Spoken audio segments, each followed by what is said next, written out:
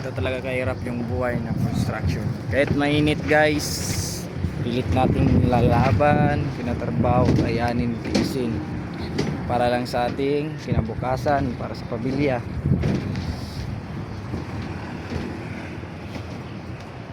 Oo nga, construction na yung trabaho namin. Yun lang yung pinagyayabang ko. Pero hindi nyo kaya kung ano yung ginagawa namin dito. Kaya huwag niyong maliitin yung mga construction work ko dyan.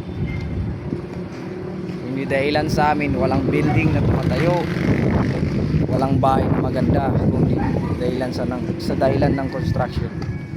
Kasi yung construction, sila yung gumagawa ng daan, mga gusali na mga maganda, tulad ng bahay na maganda, kalsada. Construction din yung gumagawa. Kaya i-proud nyo yung construction, huwag nyo maliitin guys.